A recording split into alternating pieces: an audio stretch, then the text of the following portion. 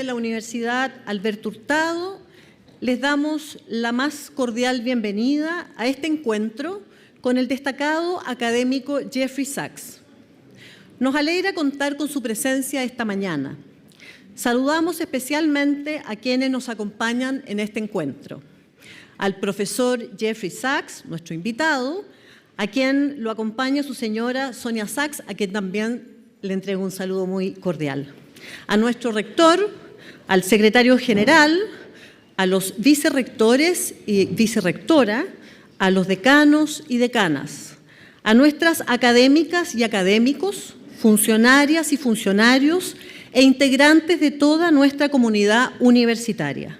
Sean todos y todos muy bienvenidas y bienvenidos. Gracias por estar aquí. Para dar inicio a este encuentro, voy a invitar a nuestro rector, Cristian del Campo, a que comparta con nosotros unas palabras. Rector, por favor.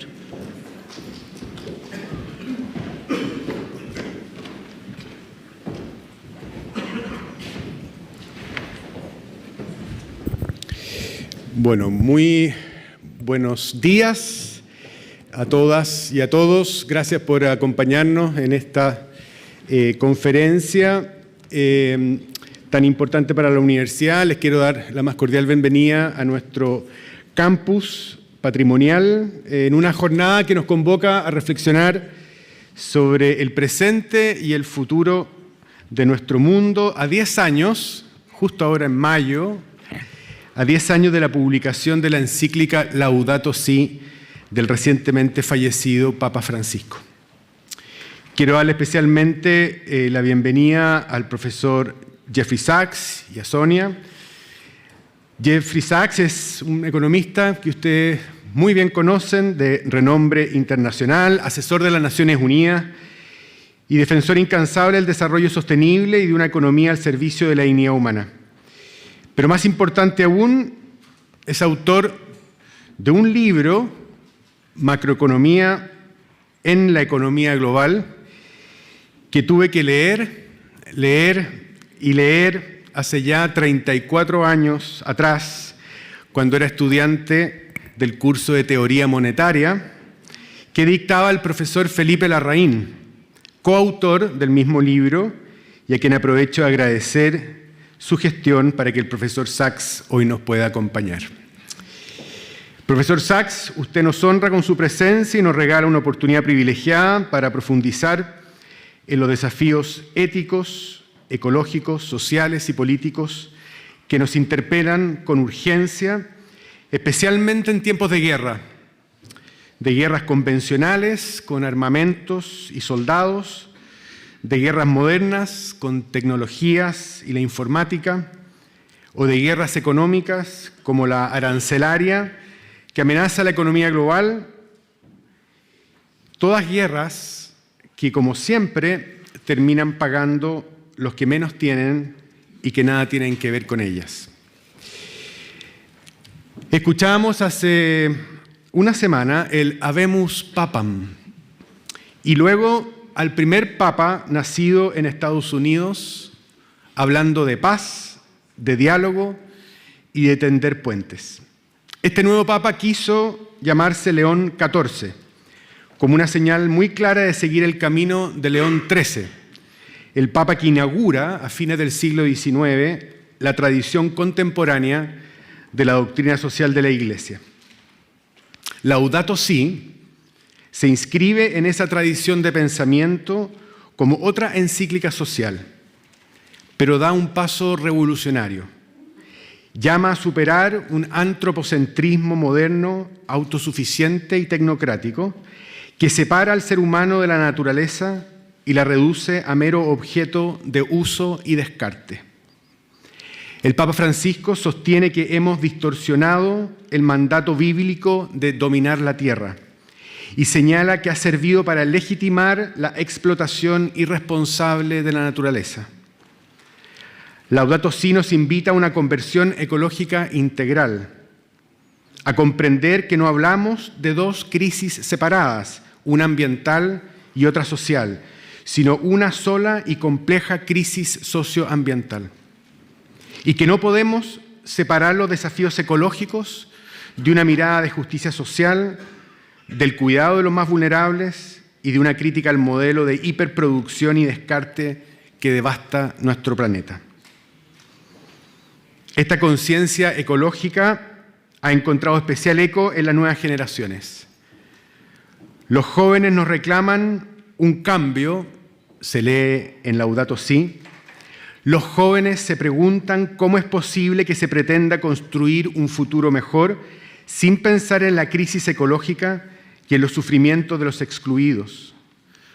Los jóvenes tienen una conciencia aguda del estado del mundo, especialmente en lo que respecta al medio ambiente y la justicia social, y nos cuestionan en términos de responsabilidad intergeneracional en el cuidado del planeta. Esos jóvenes son los que estudian en nuestras universidades, los que aportan su visión crítica, su nueva sensibilidad, sus experiencias, a veces ocultas para nosotros como adultos. Así como en la Universidad de Columbia, donde el profesor Sachs desarrolla su labor académica, los jóvenes se agrupan, se movilizan y son actores protagónicos en la discusión pública.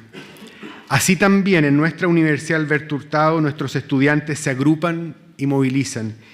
Y hoy nos encontramos en un contexto de movilización, cuestionando nuestra institucionalidad, nuestros modos de proceder y hasta nuestras convicciones. No queremos ser como universidad solo la continuación de la experiencia escolar, ni un centro mero de formación profesional. Tenemos la responsabilidad de ser comunidades de pensamiento crítico, de formación ética y ciudadana, y sobre todo, de construcción de una comunidad que enseña a dialogar, a argumentar, a respetarse, a buscar acuerdos y a nunca perder la esperanza.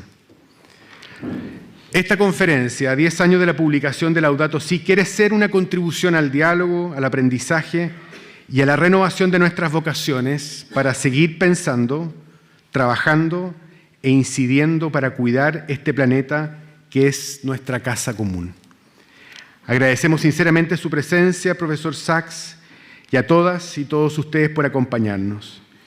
Dios bendiga al Papa Francisco por su inspiración y a todos nosotros nos dé la gracia de no dejar de ser hombres y mujeres de esperanza.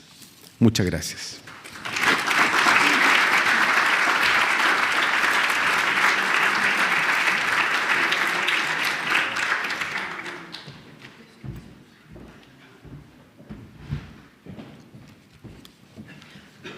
Muchas gracias, rector, por esta inauguración. A continuación, escucharemos las palabras de nuestro invitado internacional.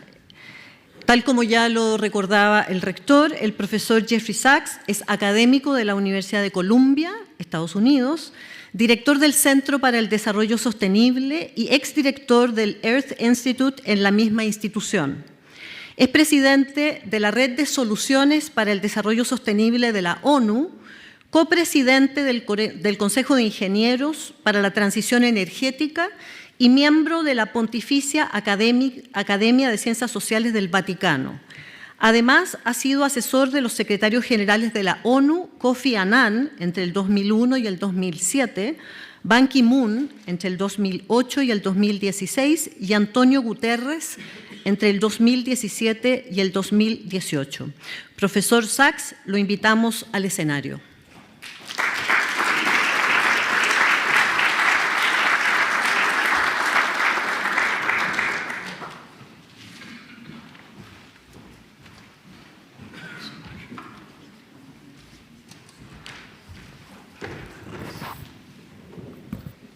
Buenos días a todos y muchas gracias para la invitación. It's really a wonderful honor to be here, and I'm so much looking forward estoy muy to our entusiasmado dialogue. de tener nuestro diálogo. I absolutely love the Me encanta realmente el slogan de la universidad, Universidad para el Bien Común. Eso realmente es maravilloso y muy importante también, no solamente un slogan, sino pensar también en el bien común. Es la tarea más dura que tenemos en la vida política en el mundo. porque el bien común se pierde tan fácilmente versus el bien privado, el interés privado. La idea de una universidad para el bien común es profundamente importante, no solamente para esta universidad, sino también porque la idea de el conocimiento para el bien común es, según yo, una de las ideas más frágiles e importantes en el mundo. No solamente nuestros gobiernos muchas veces no persiguen el bien común, sino persiguen lo que persiguen no solamente sobre la base del conocimiento, sino lo hacen sobre la base de la ignorancia, arrogancia o creencias falsas, pero no sobre la base del conocimiento. Por lo tanto, la idea de una universidad para el bien común realmente envuelve todo lo que yo creo es lo que tenemos que hacer, es tratar de llevar el conocimiento, la decencia, la racionalidad, la ética al mejor de nuestra vida en común. Y es un gran honor tremendo de ser un académico en la Universidad de Ciencias, y vamos muchas veces al Vaticano y ahí me siento al lado de un obispo, señor Marcelo Sánchez Sorondo, quien fue un gran filósofo y el canciller de la Academia Pontífica de Ciencias Sociales, y mencionó su nombre por varias razones. Uno es que cuando me siento al lado de él, inevitablemente cuando alguien dice algo inteligente en la reunión, él se acerca a mí y me dice: Aristóteles ya lo dijo antes. Ahora, Aristóteles efectivamente dijo que primero hay que preocuparse del bien común. Y yo lo acabo de buscar en mi chatbox de inteligencia artificial. Entonces yo busqué quién era el primero en tener la idea del bien común, y generalmente decía Aristóteles. Quizás yo tengo un chatbox quizás de Aristóteles, pero efectivamente yo creo que es verdad que si nosotros tratamos de entender los orígenes de la idea del conocimiento para el bien común, efectivamente volveríamos a los valores cruciales. Una es la ética y la otra parte es la política del compañerismo, y yo creo que eso también es uno de los aspectos más importantes de la cultura occidental que tenemos, que es que Aristóteles produjo un tomo 2500 años atrás, y sobre la ética, cómo tenemos que vivir, una ciencia de cómo tenemos que vivir, y las últimas palabras de la ética dice: ahora nos vamos a la política, porque parcialmente tenemos que saber cómo podemos vivir como individuos, y parcialmente también tenemos que saber cómo vivir en conjunto, todos juntos. Y para Aristóteles la política es nada menos que tratar de lograr el bienestar, lo como uno lo quiera llamar, para el bien común. Y en la política se definen esas ideas de la política, que podría ser una idea estética, que para la mente griega significaba perseguir una buena vida, pero también una buena vida en común. Y el polis, la comunidad política, era el medio para lograr esta vida buena. Estas son muy buenas ideas, y ideas muy importantes, y ideas muy duraderas, y me vuelven a el Vaticano y la Iglesia, porque obviamente la unión de la Iglesia, de la fe y la razón, era de alguna manera formado por Tomás Aquino, muchos años atrás, cuando él combinó la beatitud de Jesús con las enseñanzas de Aristóteles. Y él dijo que esto se vuelve una combinación donde podemos combinar el pensamiento racional, fe y los escritos, la Biblia, para entender la situación del mundo hoy día. Y él lo dijo 750 años atrás, cuando celebramos la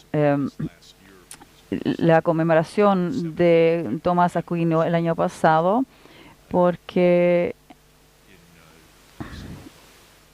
lo celebramos en Casanova y obviamente nos recordamos de la contribución de Tomás Aquino, pero es cada vez más importante para nosotros porque obviamente no es ningún accidente que nuestro nuevo papa del lado sur de Chicago, yo vengo del sur de Detroit, entonces el nuevo papa obtuvo el nombre León XIV para recordarnos de su predecesor del León XIII, que obviamente inició las enseñanzas sociales católicas modernas en 1981, las cosas nuevas de la época industrial, y lo hizo diciendo que deberíamos buscar el conocimiento o considerar el conocimiento de Tomás Aquino, que ya fue incluido en el encíclico que dijo que Tomás Aquino es el padre de nuestras enseñanzas filosóficas. Entonces tenemos un papa que también estudió en la Universidad de Tomás Aquino y ha tomado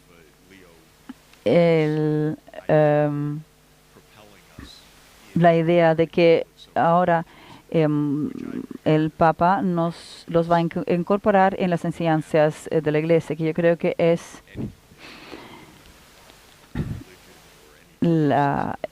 que tiene la importancia para las enseñanzas católicas o religiosas para todos, no solamente para los católicos, sino también para el mundo completo. Y la idea es que podemos obviamente usar el conocimiento, la sabiduría, las beatitudes también, que son la ética nuevamente de Jesús predicando en sus sermones para ayudarnos a entender cómo vivir. Acabo de revisar nuevamente, pregunté a mi chat box porque dije, esto debe ser cercano a el 10º aniversario de Laudato Si, que es un encíclico maravilloso en la tradición de las enseñanzas sociales católicas y especialmente en la tradición de lo que inició León XIII. Y esto se emitió en el verano del 2015, este encíclico. Yo lo recuerdo claramente ese día. Y resultó que fue el 23 de mayo, entonces la próxima semana ya tendremos ese aniversario de Laudato Si. Y esto es una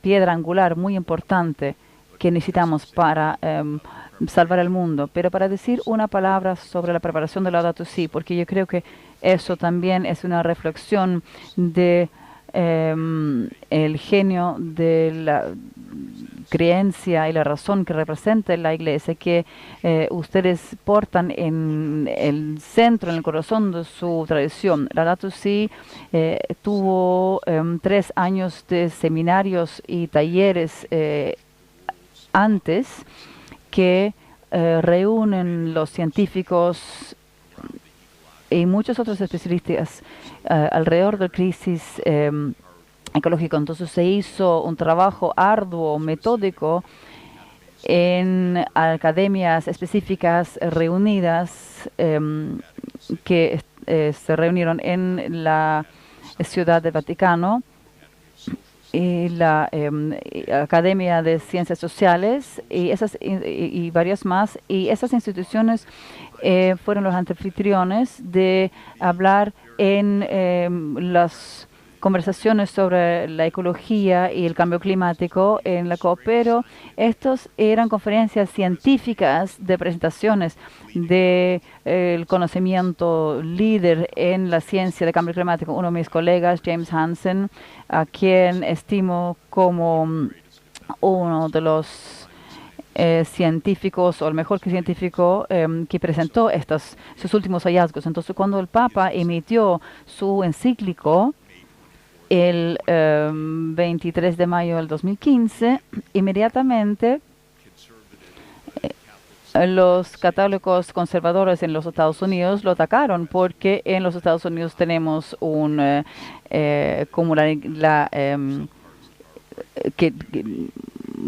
rechazamos la idea del cambio climático, incluyendo también el presidente de los Estados Unidos. No lo vamos a decir en voz alta, pero muchos decían de qué sabe el Papa de esto. Y yo pensé que era absurdo, obviamente, porque lo que sabe el Papa es la ciencia más sofisticada en el mundo, que llegó al Vaticano varias veces para conversar de los detalles de lo que pasó. Obviamente resulta que el Papa Francisco también estaba muy interesado en la ciencia, entrenado en la ciencia, era pre-med antes de ser pre-papa, y era absolutamente muy conocido y sabio en todo esto. Y el encíclico obviamente es una combinación notable de teología, ética, ciencia climática y política práctica. Y jugó un rol muy importante en ayudar al acuerdo de clima de París a llevar frutos. Entonces, esa es la tradición que deberíamos realmente construir y alabar, y también darle apoyo al Papa León XIV, que en lo que va a seguir siendo una lucha para obtener el bien común. El Papa Francisco siempre enfatizó que la economía moderna no sirve el bien común, y obviamente su periodo de ser papa obviamente estaba dedicado a excluir. Él hablaba de la cultura de descarte y la economía de descarte, y obviamente la violencia extraordinaria de la economía al ambiente natural, y la negligencia de las 11 posibilidades de la abogacía para los ciudadanos. Entonces, nuestro desafío hoy es más serio.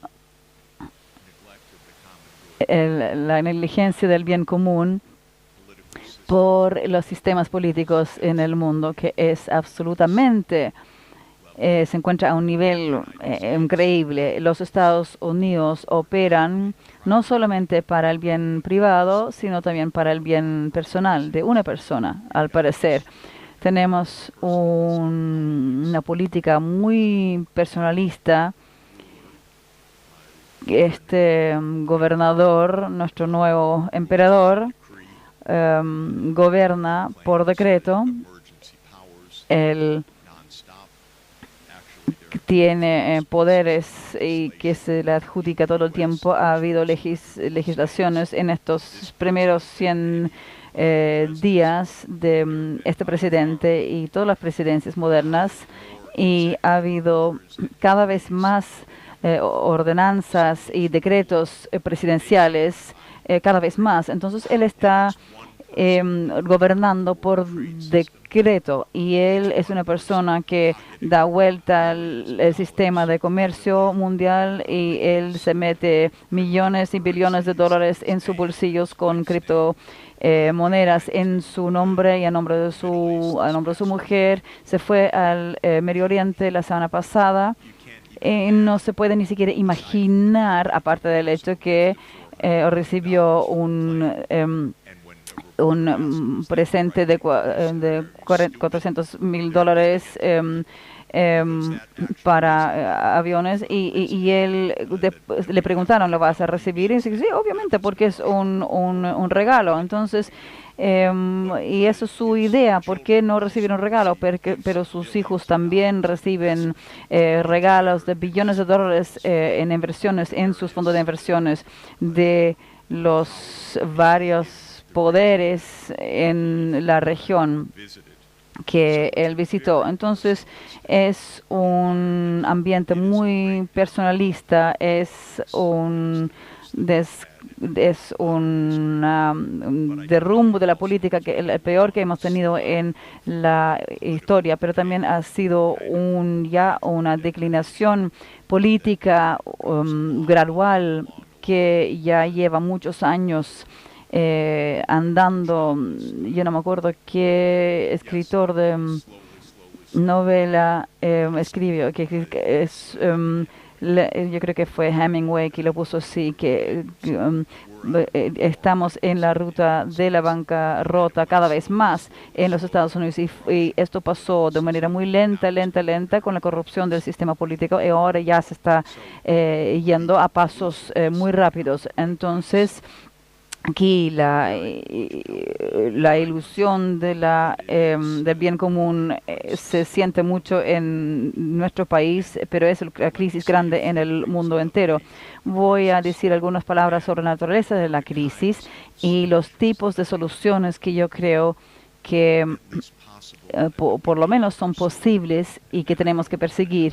Y yo sé que vamos a tener algunas conversaciones sobre esto también. Entonces, cuando yo pienso en el bien común, en términos prácticos, ¿qué es un programa del bien común? Yo utilizo el concepto del desarrollo sostenible para este principio. La Iglesia muchas veces habla del concepto de desarrollo humano integral o de desarrollo humano y sostenible integral. Pero cuando yo hablo del desarrollo sostenible, y esta es la idea que queremos un entendimiento holístico del bien común, y mi propia interpretación del desarrollo sostenible es que esto significa una comunidad mundial, global, una comunidad que realmente es una comunidad que aborda cuatro objetivos fundamentales de una vida decente o el bien común. Uno es el bienestar material para todos y todas, para finalizar con la pobreza, el hambre, y para asegurar acceso a la salud, educación para todos en el mundo. Estos no son solamente elementos de la dignidad básica humana, pero se encuentran en la Declaración Universal de los Derechos Humanos como derechos económicos reales. Obviamente no son derechos que se realizan en la práctica, pero son derechos que al menos son reconocidos en la dignidad humana. Esta es la primera parte del desarrollo sostenible, que es el bienestar económico básico para todos y todas.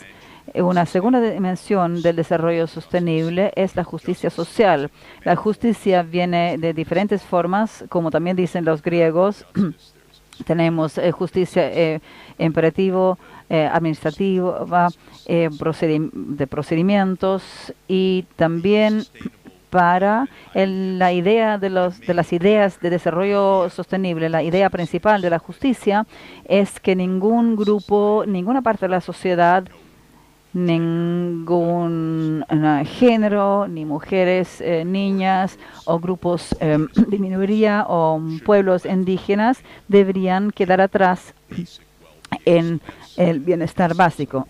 Esa es la esencia del bien común, que nadie debería quedarse a la deriva, ni los individuos ni grupos que son débiles en la sociedad, débiles por clase, por etnicidad, por género, por raza, por religión, débiles por la nacionalidad, etc.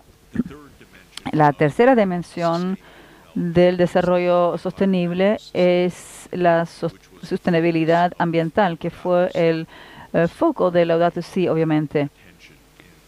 La atención principal en Laudato Si. Y la crisis ambiental, como todos aquí saben, está muy avanzada y se está acelerando. No tenemos nada bajo control, nada en la crisis ecológica. La temperatura de la Tierra ha ya aumentado en los últimos pocos años por 0,3 grados Celsius. Eso es preocupante. Ya tenemos 1,2 grados más altos en el 2020 y ahora ya 1,5 más altos y 1,5 grados de calentamiento y que ya llegamos, que debería haber sido el límite máximo que el Acuerdo de París nos impuso, que deberíamos evitar lograr. No deberíamos exceder el aumento de temperatura 1,5, pero 10 años después de la firma del Acuerdo de París, el Tratado de París, ya llegamos a 1,5 y hay muchas razones científicas interesantes porque repentinamente llegamos a esta aceleración. Pero son malas noticias. Malas noticias no solamente que ya hemos llegado al límite en el calentamiento, sino también porque significa que la tasa subyacente del calentamiento es mucho más rápida de lo que se había entendido, más rápida que el panel intergubernamental sobre el cambio climático, que es el proceso de consenso de la política mundial y que nos hacen pensar. Entonces tenemos la crisis climática, tenemos la destrucción de la biodiversidad, tenemos la crisis de la contaminación masiva en el suelo, el aire, agua dulce, los océanos también, y ninguna de esas crisis las tenemos bajo control. Están todas tienen la tendencia a acelerar. La cuarta dimensión del desarrollo sostenible es la paz. La paz y la cooperación global y superar las divisiones de nacionalidad en particular. El mundo se organizó en la distribución y la movilización del poder en los estados, las naciones. Históricamente no es necesario que un gobierno nacional sea el repositorio del poder predominante en el mundo, pero ya son varios siglos que el sistema es así. Han sido los estados europeos que han predominado, que se han batallado entre ellos y establecieron este modelo de las naciones en el mundo. Y ahora tenemos 193 estados miembros de las Naciones Unidas que tienen muchas veces más poder individualmente que colectivamente en las Naciones Unidas. Y estos Estados miembros están peleándose entre ellos, son también vecinos que no se quieren entre ellos. Y obviamente esto lleva a muchas catástrofes y amenazas. La guerra en Palestina es una genocida en nuestros ojos y es una vergüenza para el mundo y solamente se puede detener y parar con el establecimiento del Estado de Palestina al lado del Estado de Israel para que estos dos pueblos puedan existir, cada uno con su autodeterminación política. Hasta ahora los Estados Unidos lo han bloqueado, Israel no lo ha aceptado y los Estados Unidos lo han bloqueado también en la membresía de Palestina como miembro de la Unión Europea. La guerra en Ucrania es una guerra de muchos factores complejos, pero en gran medida es una guerra entre los Estados Unidos y Rusia, que ni siquiera debería nunca haber pasado y que realmente puede detenerse. Hoy era el primer día en 3 años de alguna especie de negociación. Cada lado escupió su odio al otro, duró 1 hora, pero créanme que la apertura a las negociaciones es muy importante. Y la razón por qué esto surgió es solamente porque Donald Trump se cansó de que los Estados Unidos estaban haciendo una guerra contra Rusia. Entonces él pidió las negociaciones. Entonces parece que es muy extraño de una persona que tiene un poder muy arbitrario. A veces también tiende a hacer algo en la buena dirección, y en este caso obviamente tiene razón respecto a lo que dice, que esta guerra tiene que terminar, y él ha forzado a que estos dos lados, estas dos partes se sientan juntos y comiencen un proceso de negociación. Obviamente tenemos que decir también que tenemos muchas guerras en todas partes del mundo y amenazas de nuevas guerras también. Tenemos las guerras en Libia, en Sudán, en Sudán, en Congo del Este. Tenemos el conflicto entre India y Pakistán. Tenemos la Guerra Fría entre los Estados Unidos y China. Y, Dios mío, esto no solamente es desastroso y empeora, sino empeora incluso en un contexto de miles de armas nucleares desplegadas, y es tan también eso están viendo en las regiones. La lucha entre Pakistán y Afganistán es entre dos gobiernos que se odian entre ellos, que no se confían en el otro y tienen armas nucleares. La guerra en Israel obviamente tiene armas nucleares y ha amenazado a atacar a Irán, y Irán tiene una alianza de seguridad con Rusia que fue firmado a principios de este año, el 17 de enero de 2025, y eso podría también llevar a una guerra nuclear.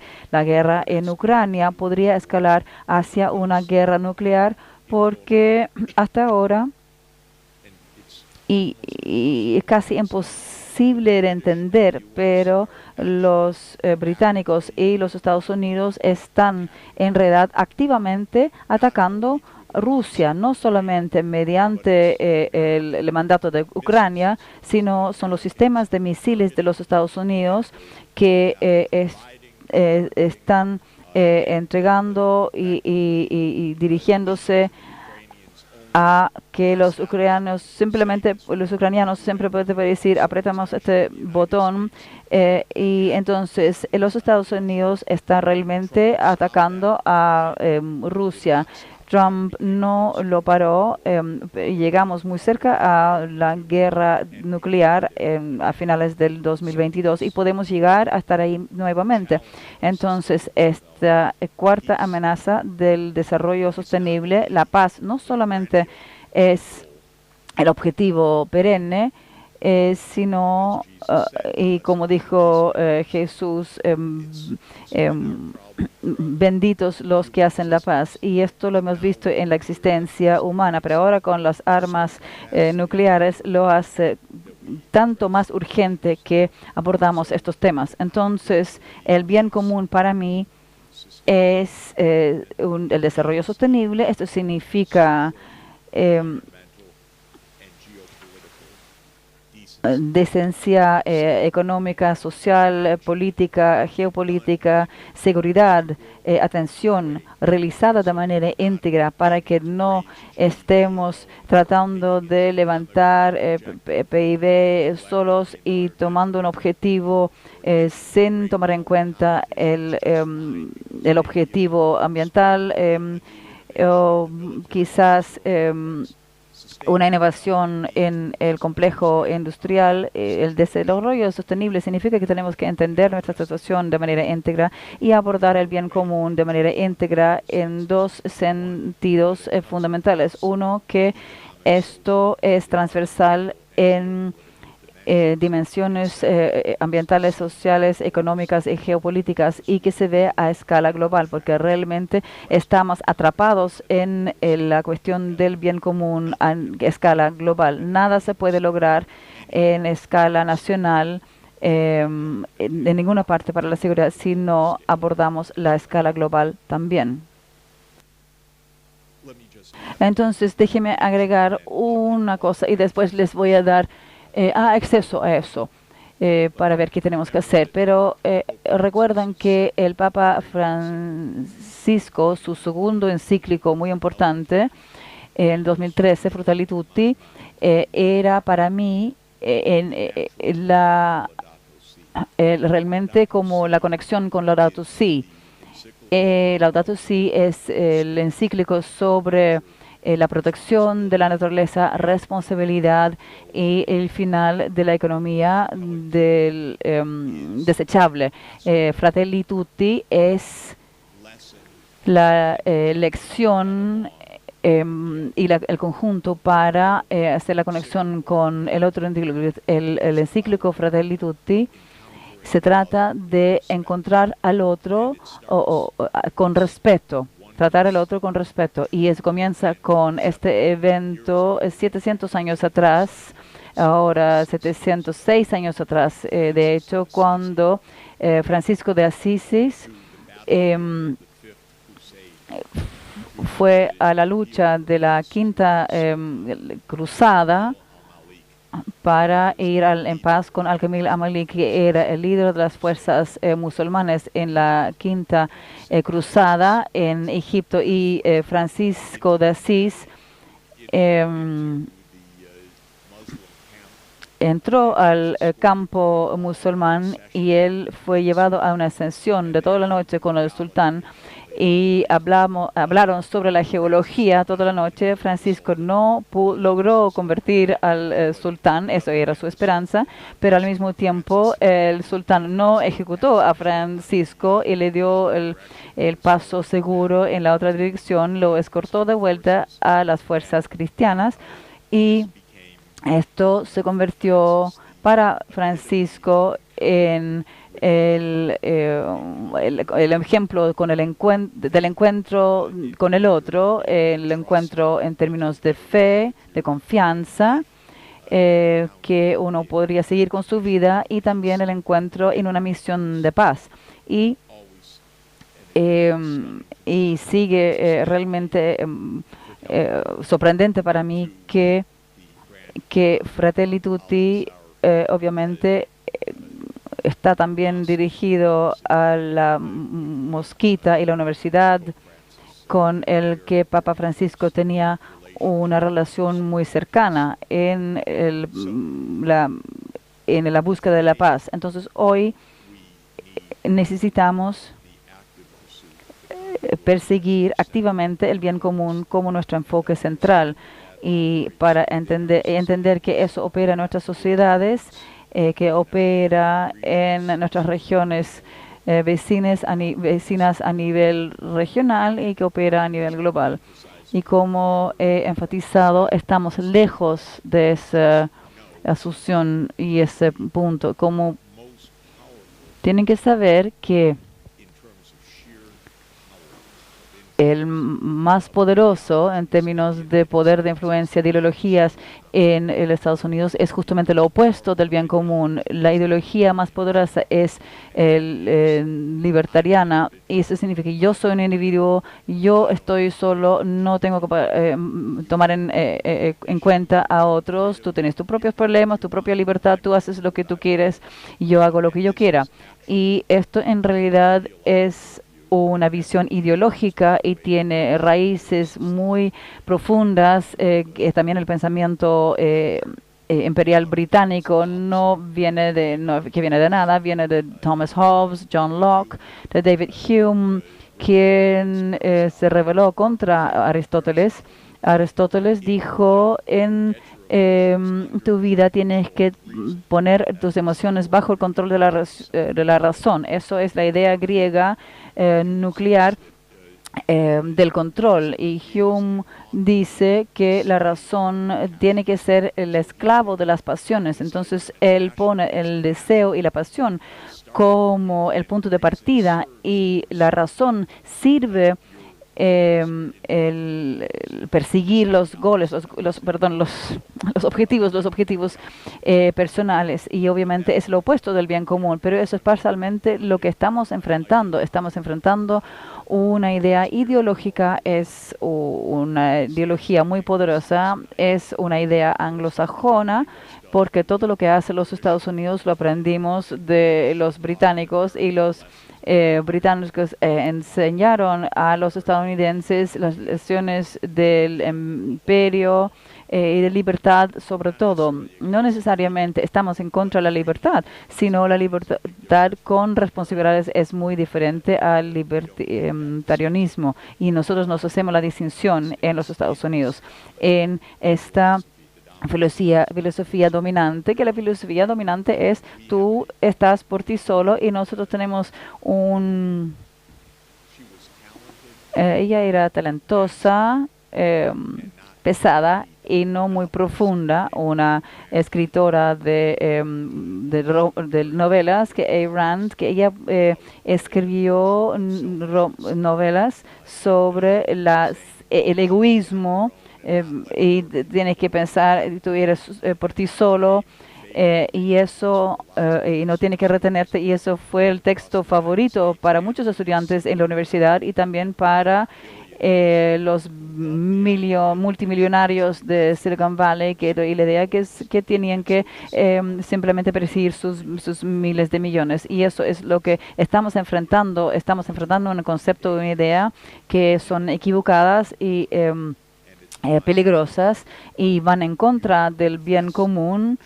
Y esto cuando lo que profesamos y lo que enseña la Iglesia es crucial, porque quizás el bien común puede ser un moto, pero en realidad es una idea activa que tiene adversarios. No es cliché, es realmente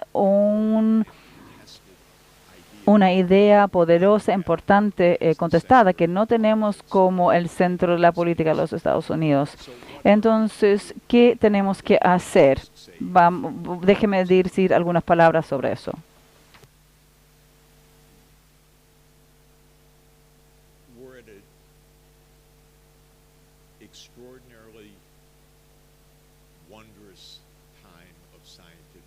Es un momento maravilloso de avances tecnológicos, como todos saben.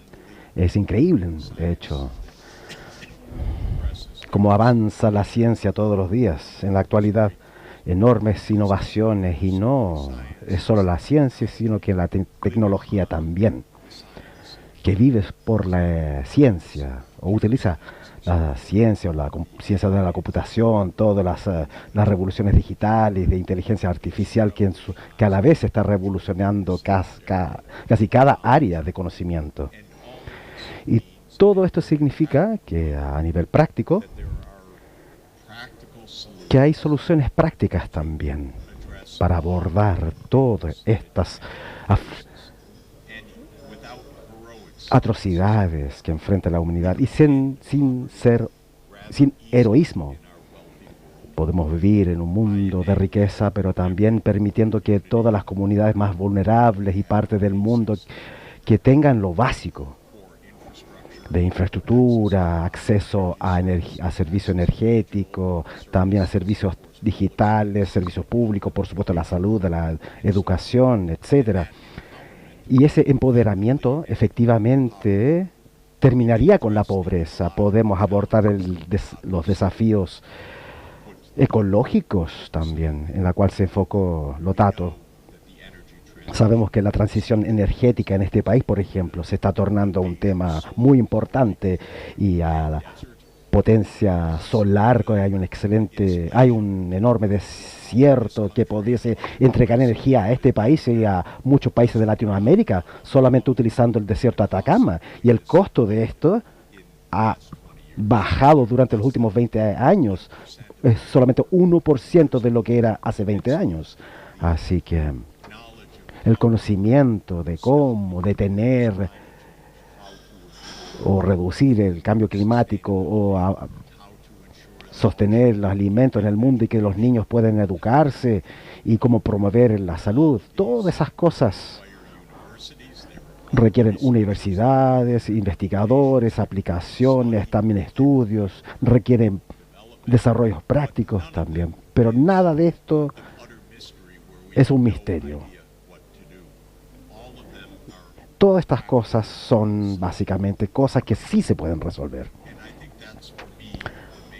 Para mí es el punto de inicio principal, creo yo. Algo que dijo el presidente John F. Kennedy hace 62 años. Dijo que nuestros problemas son artificiales, hechos por el hombre, por lo tanto lo pueden resolver los hombres, o la humanidad, mejor dicho.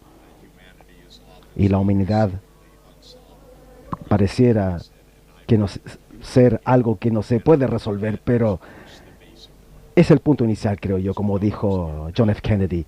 Estos problemas no es que no se puedan resolver, simplemente no requiere enorme sacrificio por parte de los estándares de vida u otros factores de heroísmo, sino que simplemente dedicación, decencia, enfoque, determinación, persistencia también en la resolución de problemas.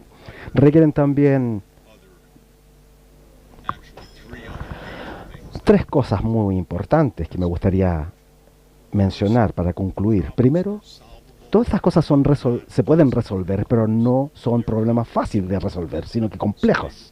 Así que requieren planificación y estudio intensivo. Los gobiernos a menudo no hacen esto. Ellos generalmente no van a nivel que lo hacen los Estados Unidos, por ejemplo, donde las políticas se generan cada 10 minutos sin ningún tipo de analítica, pero no son buenos para hacer estudios profundos, para decir cuál va a ser la transición energética durante los próximos 25 años, dónde se tiene que desplegar, cómo, quién lo va a financiar, etcétera. Entonces, una cosa es que hay que planificar mucho más que en el pasado, debido a que los problemas son multidimensionales ahora y son a largo plazo. Así que realmente este es lo primero. Segundo, es que necesitamos cooperación regional, más que nunca en el pasado. Y en la Universidad Católica, por ejemplo, hace poco estuve en una conferencia que mi colega Felipe Larraín organizó para poder traer muchos pensadores o think tanks de Latinoamérica para poder considerar los desafíos. Y mi énfasis hacia los think tanks no es que cada país tiene problemas similares, pero no se pueden resolver en paralelo, sino que tienen que resolverse de manera conjunta. Entonces Chile tiene que trabajar con Perú, con Ecuador, con Colombia, con Brasil, Argentina, etcétera, para así crear una matriz regional. Tenemos energía solar en Atacama, debemos estar vendiéndolo y exportando a nuestros vecinos, y eso requiere una matriz energética regional, estrategias regionales, servicios básicos e instituciones regionales y también infraestructura regulatoria. Entonces el enfoque regional es sumamente importante. Tercero, lo más complicado quizás, pero absolutamente necesaria para nuestra sobrevivencia, es la cooperación global. Que tengamos una cooperación a escala mundial, que no dividamos el mundo entre a los que nos gusta y los que los que odiamos. El presidente Biden decía que son las democracias versus las autocracias. Al mencionar esto, la primera vez yo me arrugué, hice un cringe y dije, no, esto está mal, peligroso y vamos destinados al fracaso. Y tuve razón. Si dividimos al mundo de esta manera, que hay amigos y enemigos, vamos a generar enemigos que realmente no son sus enemigos. Creando enemigos es una propuesta representativo. No existe esto en la geopolítica, no hay razones para decir ese es el malo, es el enemigo. No.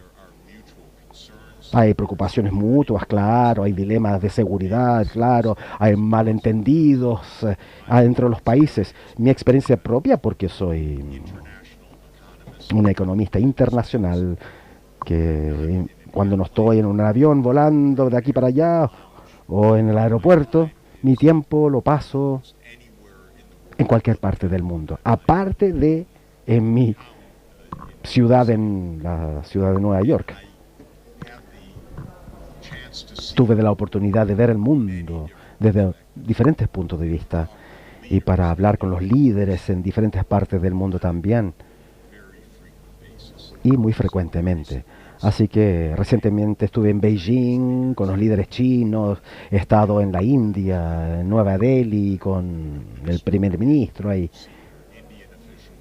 y funcionarios senior de India. Estuve en Moscú, en el Medio Oriente, también con los funcionarios en el Medio Oriente, en la Casa Blanca, hablando sobre la crisis con Ucrania, muchas cosas, y las personas no se entienden muy bien entre sí.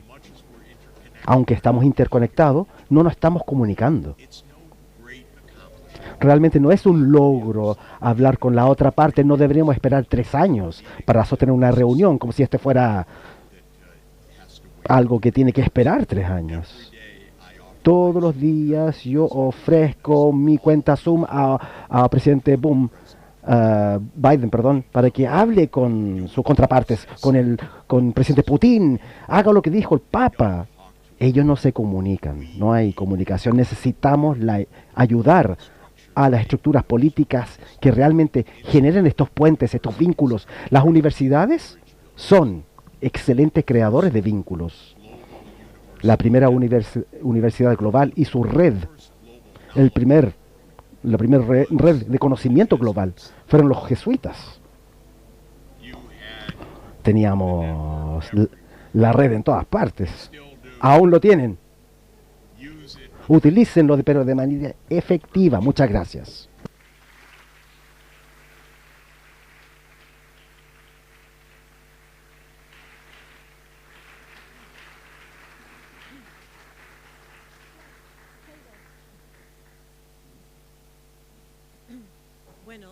Very well, so we gave him a round of applause to...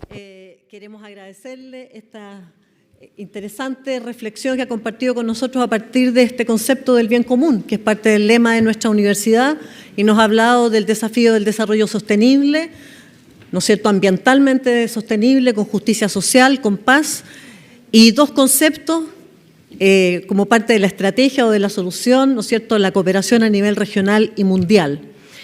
Bueno, a continuación vamos a tener un diálogo con nuestro invitado que nos permitirá profundizar en algunas de las palabras y de los conceptos que ha compartido con nosotros en su intervención.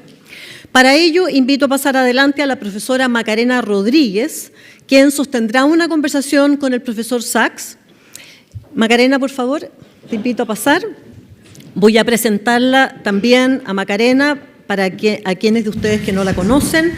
La profesora Rodríguez es abogada de la Pontificia Universidad Católica de Chile y máster en Derecho Internacional de los Derechos Humanos de la Universidad de Notre Dame, Estados Unidos. Es académica de nuestra universidad desde el año 2006 y actualmente es profesora y directora del Departamento de Enseñanza Clínica del Derecho de la Universidad Alberto Hurtado. La profesora Rodríguez fue presidenta y es actualmente miembro del directorio del Servicio Jesuita a Migrantes, una de las obras, ¿no es cierto?, de la compañía. Por favor, Macarena, tienes la palabra. Thank you, Jimena. It's a real honor for me to host you at the university, Professor. Thank you so much. Muchas gracias por estar acá. Oh, sorry. That's okay? Yeah. Okay. I think I have many questions for Tengo you, muchas preguntas probably para I usted, have to pero choose quizás one or tengo que two. elegir una o 2. In recent months, En meses I've seen recientes hemos President visto Trump's a presidente Trump y sus políticas de aranceles que han conmovido el mundo. Y en su opinión, entonces, ¿cuán eficaz pueden ser estas medidas para la economía estadounidense?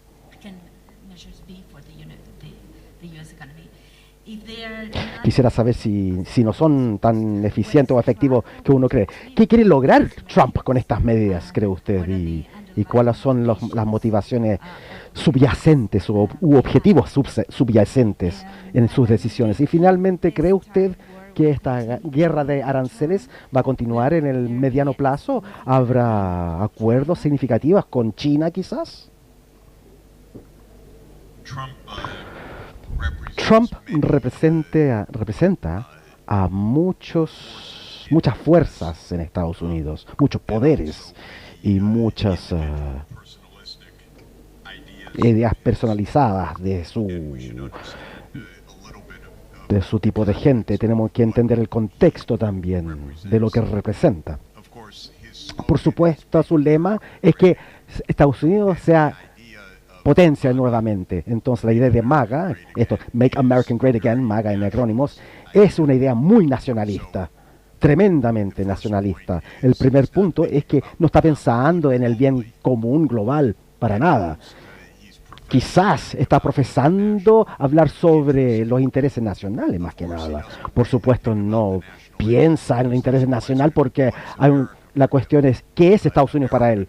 Estados Unidos no incluye muchas personas, no incluye personas con la green card o estudiantes del extranjero, no incluye a los refugiados. Y sí hay un enorme racismo también en juego acá, que es sumamente importante reconocerlo. No necesariamente en una aplicación consciente, pero sí de manera subconsciente o inconsciente. Estados Unidos repetidamente ha tenido olas y olas de racismo que ya están incorporados en la sociedad estadounidense desde el comienzo. Y es verdad, a través de todas las Américas. Una sociedad creada a través de conquistas europeas, bajo circunstancias multirraciales, esclavos africanos, pueblos indígenas. Y bueno, en Estados Unidos, los pueblos indígenas básicamente fueron exterminados o reducidos a números muy pequeños. Entonces,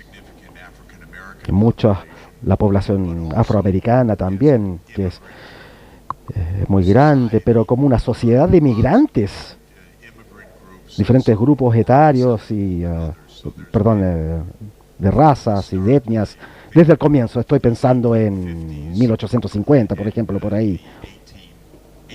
Ya durante 1880, 1920 y hoy en día.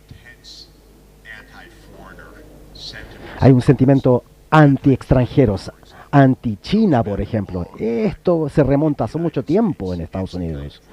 Es un tipo de racismo, de todas maneras. Y los trabajadores chinos que fueron llevados a Estados Unidos para crear las líneas ferroviarias o el sistema ferroviario de Estados Unidos creó también una idea anti-amarillo, y esta migración, las leyes anti-migrantes de los 1880, para detener el flujo de la inmigración china. Ese temor de China obviamente se está expresando hoy en día. La gran diferencia, la gente árabe, por ejemplo, no, eso no se cuenta, la Marte si le regalan un jet. Si son estudiantes, son muy vulnerables hasta el punto de ser detenidos, expulsados de Estados Unidos. Así que realmente, nuevamente, no es solamente un ataque de los estadounidenses, sino que es de la cultura caucásica. No solamente era racismo en contra de los afroamericanos desde el comienzo, porque éramos sociedad que nos enriquecemos con los esclavos. Después hubo apartheid hasta los 60, por ejemplo, y luego una sociedad se inculcó después, pero con el gran entrada de la población hispana, especialmente desde México y Centroamérica, y luego de Sudamérica, Venezuela, etcétera. La población hispana llegó a un tal nivel que también provocó trumpismo, porque mucho de este es una reacción al surgimiento de la población hispana en Estados Unidos. Así que se puede ver muchas legislaciones a niveles locales. Solamente se habla inglés acá, no se habla español acá. Todo este tipo de cosas son temas sociológicos, sociales, no solamente políticos, y no solo trumpismo. Trump representa este tipo de retroataque, digamos. Intelectualmente hablando, él rechaza completamente, bueno, intelectualmente él ya no entiende esa palabra, así que es conceptualmente, digamos, entonces. Conceptualmente rechaza la idea del derecho internacional, su rubro, y la la institucionalidad. Porque otra razón de este nacionalismo intenso son dos casos. Lo llaman soberanía. Somos Estados Unidos, hacemos lo que queremos. ¿Qué nos dice a nosotros qué hacer? Es un libertarismo que realmente se aplica a escala nacional. ¿Ustedes nos dicen a nosotros qué hacer? No.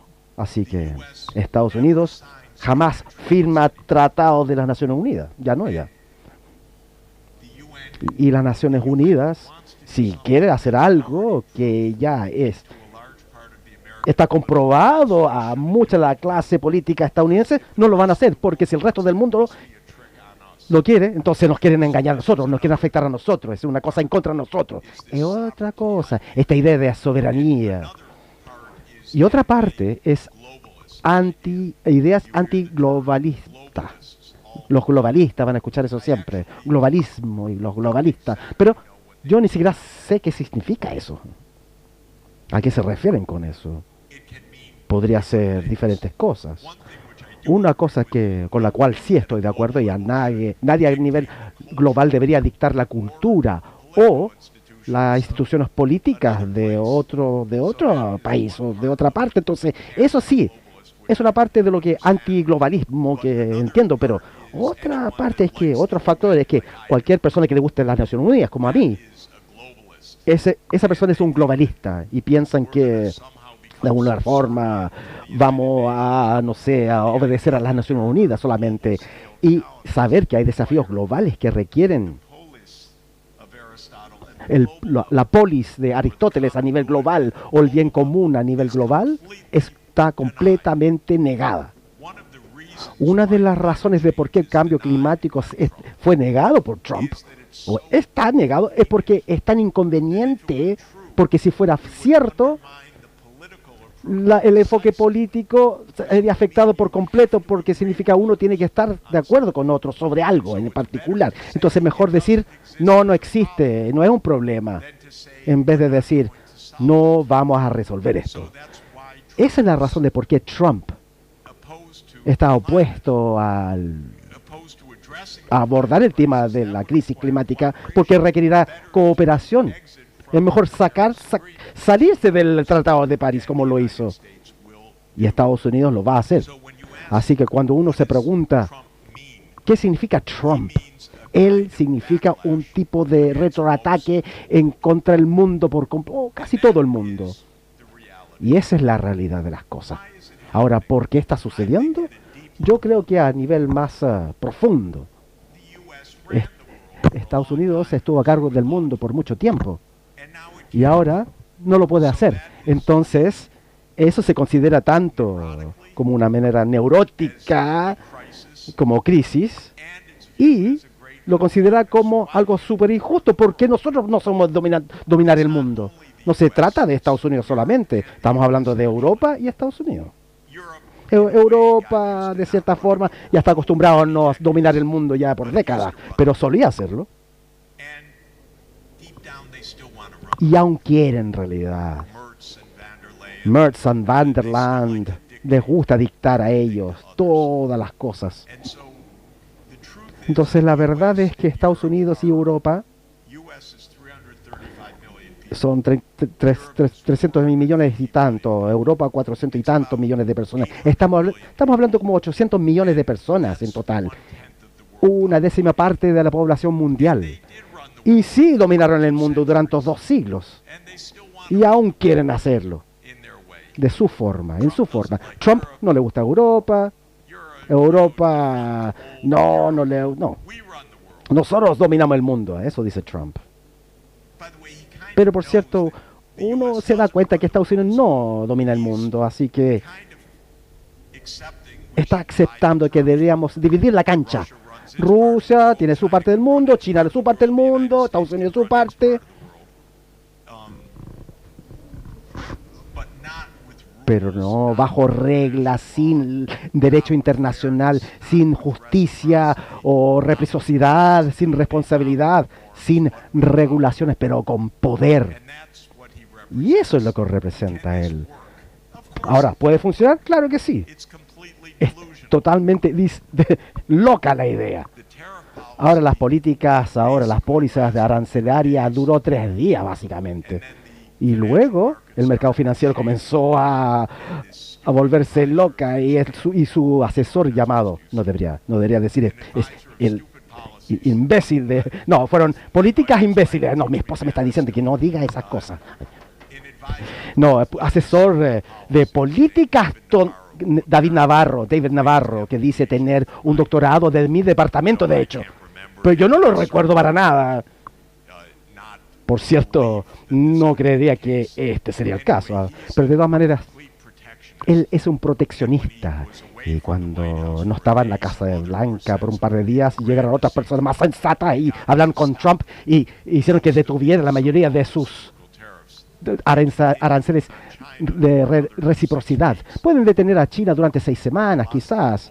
Muchas personas en Estados Unidos se dieron cuenta que no se puede ganar una guerra comercial contra China, así que ahí un par de días lo cancelaron. Ahora, si me preguntan si van a hacer esto de nuevo, porque ya están pospuesto por 90 días, bueno, yo creo que vamos a ver el fin de esto.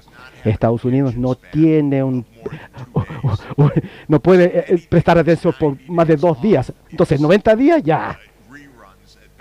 No, con suerte tiene que verlo ya, tiene que retroceder el video y verlo, pero no vamos a ver reaparecer estas aranceles de reciprocidad volviendo en 90 días. Pero otra cosa va a aparecer, estoy seguro, no sé qué, pero sí no será una cooperación global de todas maneras, porque la idea es que vamos a averiguar nosotros de cómo hacer lo mejor posible. Y Donald Trump no va a decir que las Naciones Unidas es lo mejor para la seguridad global. Si soñara esto, sería una pesadilla, digo yo. Y no creo que va a pasar. Muchas gracias, señor Sachs. No sé si no acabó el tiempo. Una pregunta más, con una respuesta corta. Este otro tipo de pregunta se relaciona con cuando se refirió sobre el Papa Francisco y Laudato Si, y qué importante fue para los objetivos de desarrollo, especialmente en relación con la inmigración y la parte ambiental. Pero, ¿cuál es su opinión del nuevo Papa, León XIV? ¿Cuál es la expectativa que usted tiene de su papado, donde promueve SDG? Bueno, todo lo que hemos visto hasta entonces de Papa Leo XIV nos da esperanza, creo yo, mucha esperanza. Primero, uno de nuestros queridos amigos dijo que León XIV era el último regalo del Papa Francisco al mundo. Así que creo que hay mucha verdad en esto y sabiduría. Claramente el Papa Francisco admiraba y era muy amigo del obispo, los cardenales y ahora el cardenal y ahora papa, y lo promovió rápidamente a través de todos los niveles y lo consideró como un líder muy importante de este enfoque que tenía el Papa Francisco. La iglesia de los pobres, una iglesia para todos, una iglesia que trata de abordar las cosas nuevas que aparecen en estos tiempos, la crisis ecológica, las crisis geopolíticas internacionales, y claramente él indicó y puso mucha fe en el Papa León XIV. Ahora, me emocionó muchísimo que el Papa León XIV se nombró León XIV por la razón que ya expliqué. Creo que las enseñanzas católicas sociales son increíbles. Son ideas maravillosas. Nos remontan al tiempo de Aristóteles, al tiempo Tomás de Aquino, vamos también a lo agustino también, del Papa Agustino. Así que no tenemos muchos lugares en nuestras vidas, en el mundo, lugares donde estamos en contacto con la larga historia de nuestra cultura. Y a mí me gustan las enseñanzas sociales católicas por muchas razones, por su sabiduría, su belleza, su trabajo duro en tratar de discernir una esencia moral de un desafío actual. Pero también me gusta el hecho de que nos dan 2.300 años de enseñanzas y razonamientos teológicas también, de una manera muy analítica también. Estos son encíclicos muy interesantes en esta tradición y espero que León XIV tomó ese nombre en parte para representar el respeto por las enseñanzas católicas, sociales católicos, y de Tomás de Aquino, quien fue el fundador social de las enseñanzas sociales católicas, aunque 750 años atrás. Así que esto lo encontré muy emocionante. Como dije antes, por supuesto, ambos venimos de Estados Unidos, del oeste de Estados Unidos, y hay una cierta, quizás, sentido común allá en la parte centro-oeste, occidental de Estados Unidos, cierta conciencia, pero aún así estamos muy emocionados de que es el primer papa estadounidense. Pero por supuesto sabemos que no es un papa de Estados Unidos, sino de las Américas, primero que todo, dado a su herencia, su linaje. Fue líder pastoral en Perú también, así que todas estas cosas son extremadamente importantes. Cuando dio su primer mensaje a la comunidad el domingo, él dijo: no más guerra. Y no es solamente una continuación de lo que dijo el Papa Francisco, bueno, enfatizó tanto la paz, pero sí es un enfoque muy potente en qué es el problema más importante en este momento. Y estamos hablando de que todos estos conflictos no escalan hasta llegar a una guerra. Y yo realmente creo que el Papa León XIV va a tener un rol muy importante en esto. Muchas veces, como ustedes bien lo saben, los papas han jugado un rol sumamente importante para superar crisis globales anteriores.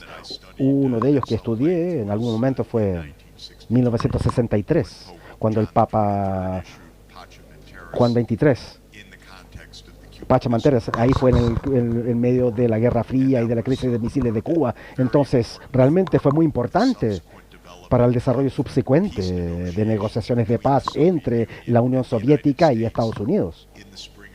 En 1963, entre Khrushchev y Kennedy, que terminó con las pruebas nucleares. Entonces, la Iglesia sí puede generar un momento muy importante cuando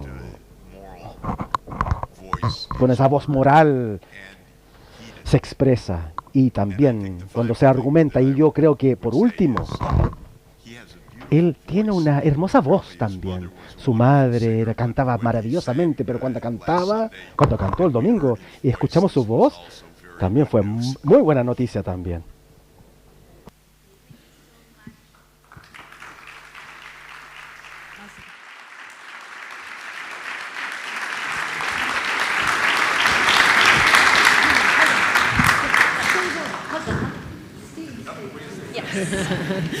Bueno, muchísimas gracias a ambos por esta conversación que enriquece nuestra mirada y nos entrega claves para la reflexión en comunidad.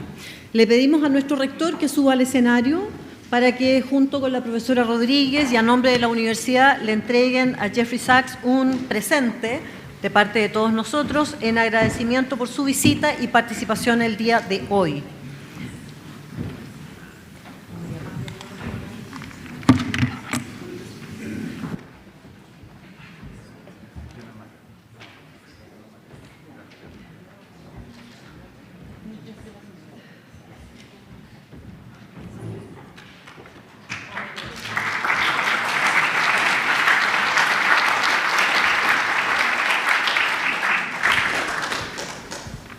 Just a quick word.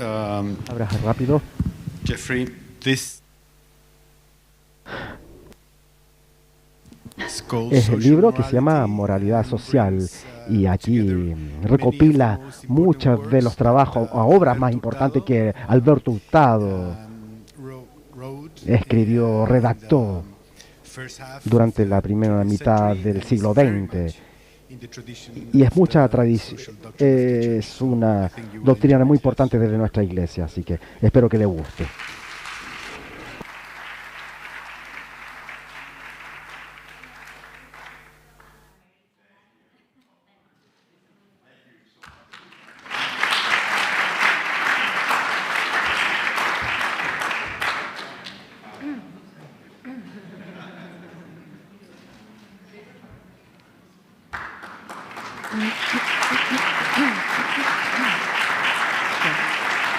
Bueno, con esto vamos a dar por terminado este encuentro. Les agradecemos a todas y todos por su presencia. Las y los invitamos a compartir un café a la salida, pero antes de que salgan vamos a permitir que salga el profesor Sachs porque tiene que participar en otra actividad en la Universidad Católica, así que le vamos a dejar el paso libre. Así que un poco de calma.